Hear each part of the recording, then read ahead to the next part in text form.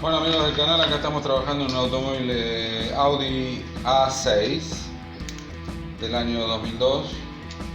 Como pueden ver, acá hemos desarmado todo el frente del automóvil, que es donde se encuentran los radiadores, el radiador del aire acondicionado, para llegar hasta la bomba de agua, que era el problema, porque está rota aquí, se carcomió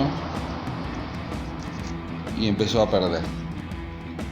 O sea que la hemos retirado, el motor, la colocada aquí, hemos retirado, sin antes desarmar todo lo que va acá adelante. Acá va el ventilador y los radiadores.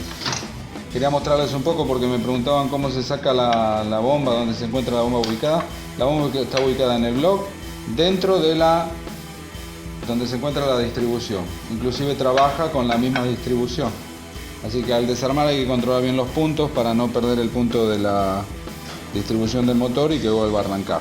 Bueno, para cambiar la bomba de agua del Audi A6, entonces tienen que retirar el frente de plástico, desprender de los amortiguadores, de los guardabarros, desprender todo el frente, el paragolpe delantero que lo hemos dejado colgado aquí con estas soguitas, con estos cables.